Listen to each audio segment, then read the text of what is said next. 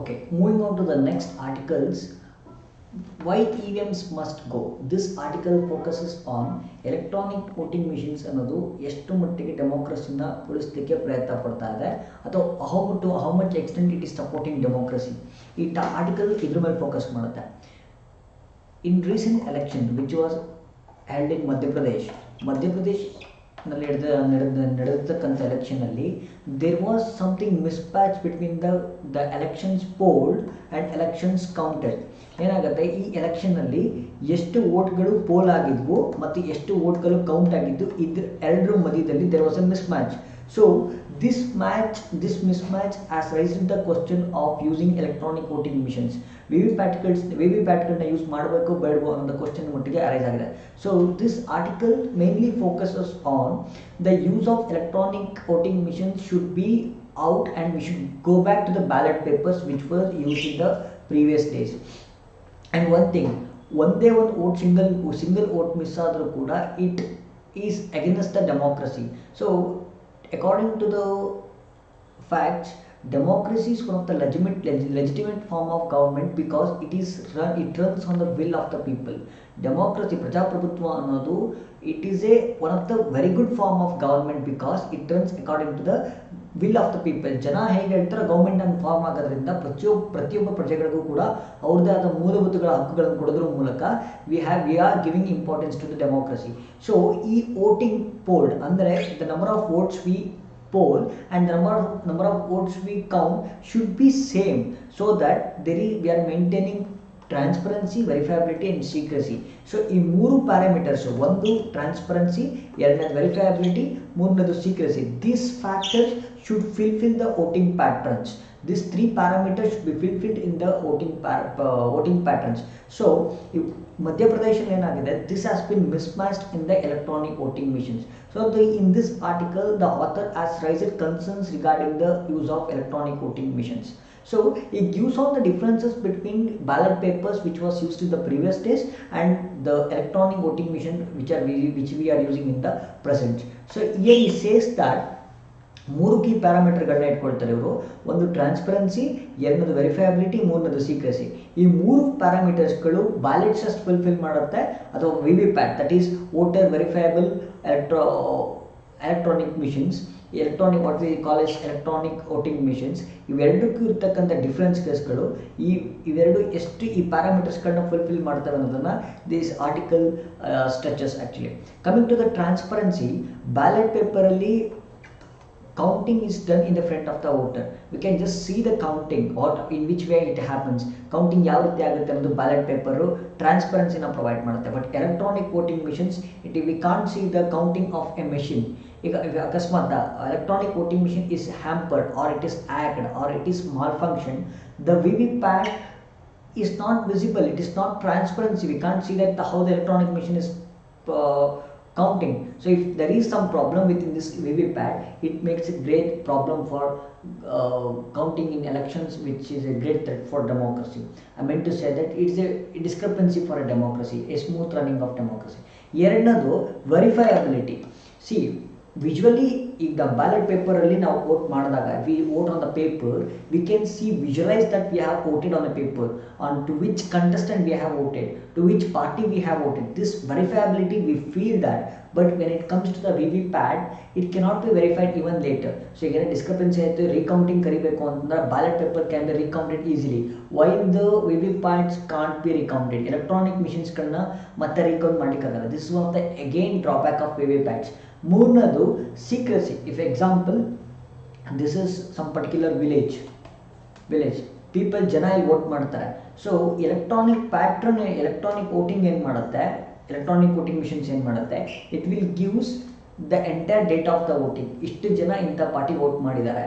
If some there is marginalise community or backward classes ಇದ್ದಾಗ ಅವ್ರು vote ಮಾಡಿದ್ದಾರೆ ಅಂತಂದರೆ, ಇವರು ಇಂಥ ಕಮ್ಯುನಿಟಿಯವರು ಇಂಥ ಪಾರ್ಟಿ ವೋಟ್ ಮಾಡ್ತಾರೆ ಅಂತ ಗೊತ್ತಾದರೆ some other party or maybe the same party may pressurize the community to vote particular party by studying this data which is given by the VVPATs machine.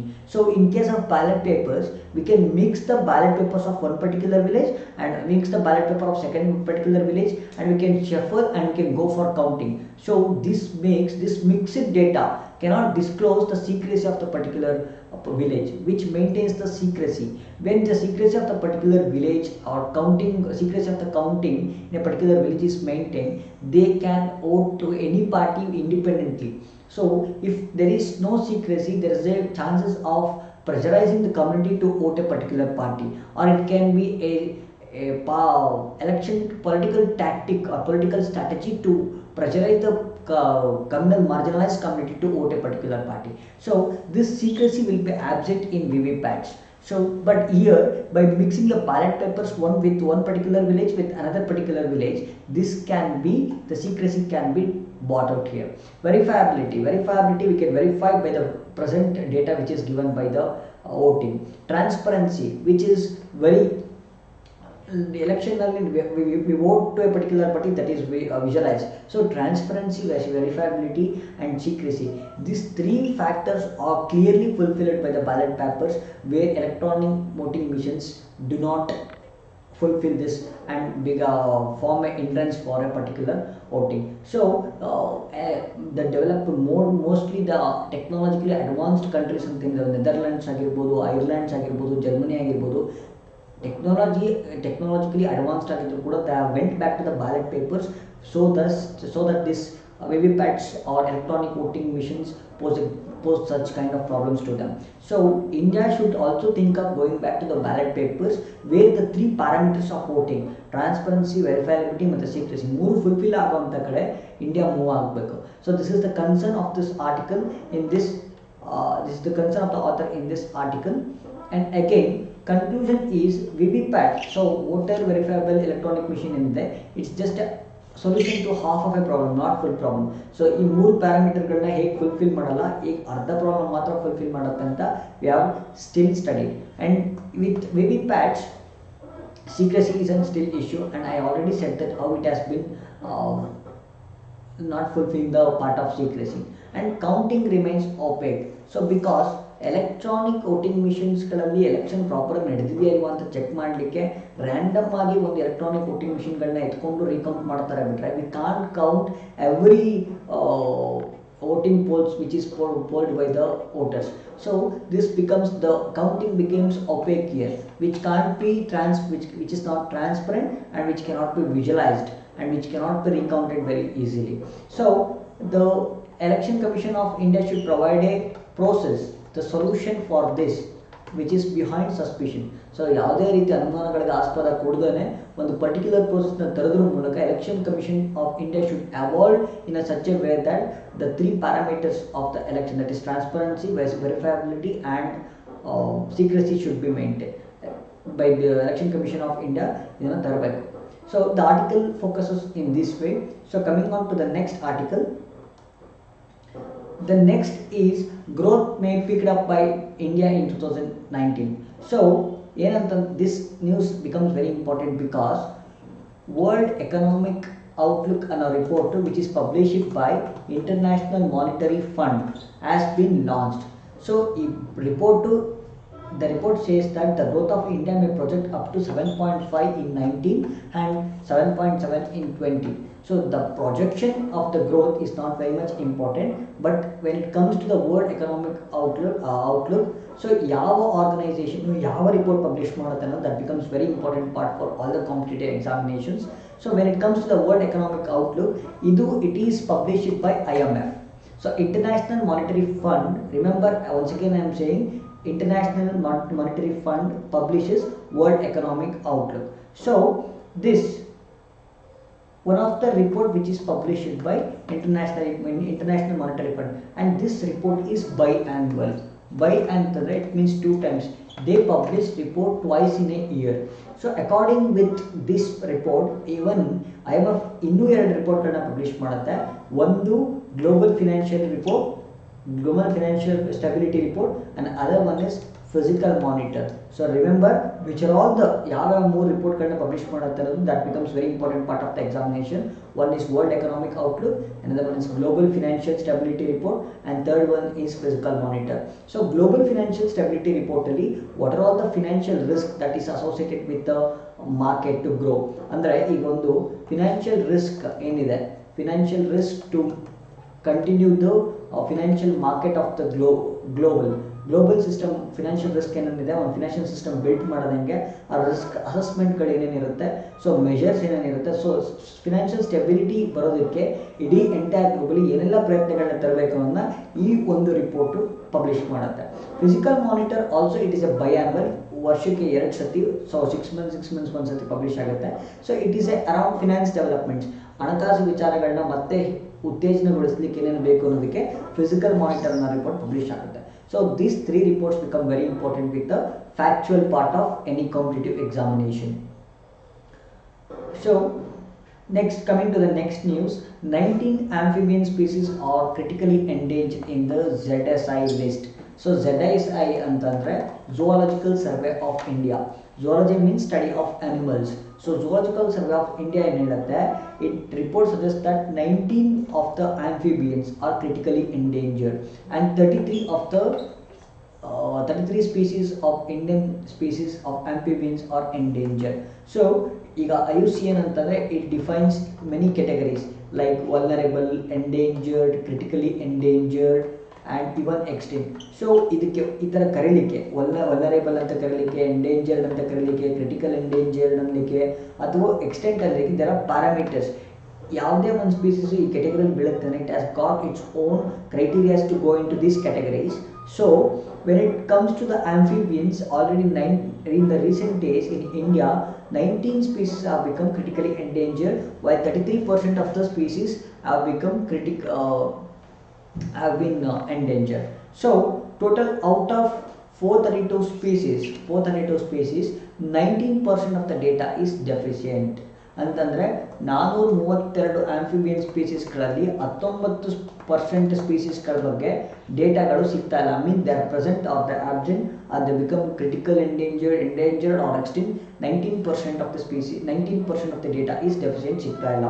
So India, so in Zoological Survey of India has requested IUCN to assessment of such species. ಅಂದರೆ Zoological Survey of India IUCN ಅನ್ನು assessment ಮಾಡಲಿಕ್ಕೆ, ಈ ಸ್ಪೀಸೀಸ್ಗಳ assessment ಅಥವಾ particular ಎಕ್ಸಿಸ್ಟೆನ್ಸ್ನ ತಿಳ್ಕೊಳ್ಳಿಕ್ಕೆ assessment ಮಾಡ್ಕೊಳ್ಳಿಕ್ಕೆ request ಮಾಡಿದೆ.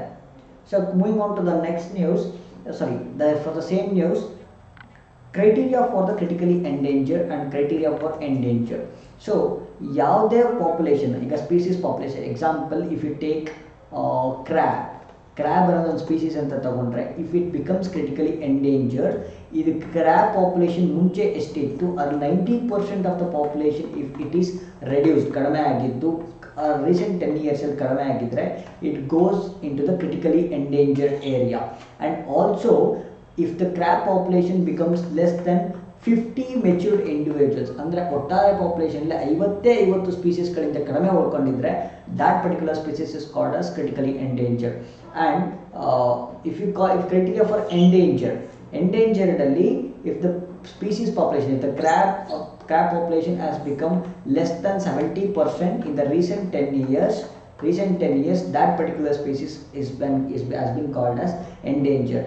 ಅಥವಾ ಅದು ಒಟ್ಟಾರೆ ಪಾಪ್ಯುಲೇಷನ್ ಅಲ್ಲಿ only 100 matured individuals are left out of the population, 100 individuals ಮಾತ್ರ ಉಳ್ಕೊಂಡಿದ್ರೆ that particular species will fall under the endangered section. So this is regarding criteria for critically endangered, criteria for endangered, and this is regarding IUCN and Zoological Survey of India. Remember the facts for the prelim part and what are all the measures you can take for restoration of this species becomes the analysis for the mains part. So at last article is regarding diplomatic recognition of the international politics. This becomes a part of GS2 international relations. ಇದರಲ್ಲಿ policies and politics of developed nations with India's interest. This important article comes under the part of that particular syllabus. So ಇದರಲ್ಲಿ ಏನಾಗ್ತಿದೆ ಅಂತಂದರೆ this particular article speaks about the tussle USA ಮತ್ತು China ಮಧ್ಯದಲ್ಲಿರ್ತಕ್ಕಂಥ ಟಸರ್ನ indicate ಮಾಡುತ್ತೆ. So how it is concern to India that becomes important. So U S A ಮತ್ತು China ಮಧ್ಯದಲ್ಲಿ ನಡೆತಕ್ಕಂಥ jagla ಏನಿದೆ that and how it is concerned with India, that becomes very most important.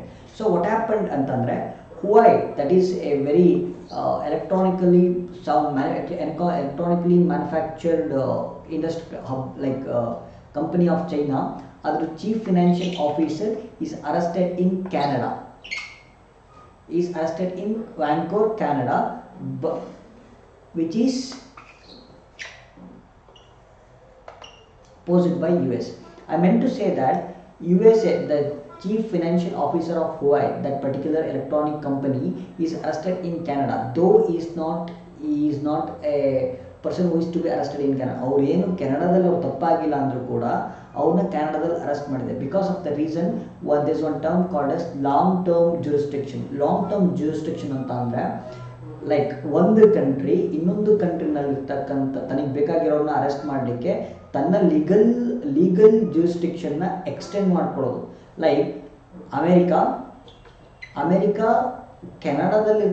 ಅಮೇರಿಕಾಗೂ ಚೀನಾಗೂ ಇರೋ ಟಜಲಲ್ಲಿ ಅಮೇರಿಕಾ ಏನು ಮಾಡುತ್ತೆ, going on to the Canada, like instructing Canada to arrest the person who has break the rules of USA in order to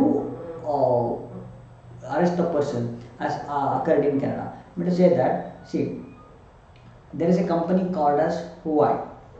So what USA says that China, even though we have imposed sanctions on Iran, USA has imposed sanction means if they are not bound some rules and regulations. ಈಗ ಯಾವುದೋ ಒಂದು country like they are not bound to some rules and regulations, the USA or UN, whatever it may be, they impose some sanctions as a role of punishment to that particular country. Sanctions ಹಾಕಿದ್ರು ಕೂಡ this Huawei, that is a company of China, has helped that Iran in helping. So USA, even though USA has imposed some sanctions on Huawei, this Huawei company officer has supported Iran. So for this, though he is not present in the US, he has went to Canada. USA has instructed Canada to arrest Huawei company officer. So this is the problem with this this is the allegations which are made by the USA. But what is the China response? So for this particular problem, or what China has responded, China says that Huawei is a technology. Huawei has undertaken Apple company. So Huawei is a technologically sound company which has overtaken American companies. So it is a rival. It has been which is crossing the US market. Huawei is a Chinese company which is crossing Chinese USA markets in order, and by providing tough competition to USA. For not tolerating this competition, USA has done like this. So China also says that USA is going to launch 5G technology based communication, and China equipments even have the capacity to intercept the US technology. So this is of the competition the USA has made like this. China has alleged against USA. So with this, what is the global impact? So what the global impact as the detention of China's CFO was sent to a signal, like detention of China's CFO has sent a signal to the other countries. Whoever break the sanctions of the US will be ended up in detention. So whoever is going to break the rules and regulations of the US, which is formed by the US, will going to punish way. So somewhere it is going in a like monopolistic attitude. If this continues, if this happens with many other countries in the globe, USA will face its own consequences. So this is the global impact today. So and Huawei and India, though Huawei, China and India and China relations are bitter, but between the technological perspective, Huawei and India has a good relationship, because Huawei and Indian companies go for a field trials regarding 5G equipments, and more Huawei smartphones are used all over India, and Huawei has given better technology from 1999 in India, and the the relationship between Huawei and India is better. So this is the India always keeps its best interest to the good companies. By ending this, by concluding the based with this article, I thank you all of you for attending today's current affair classes. Thank you.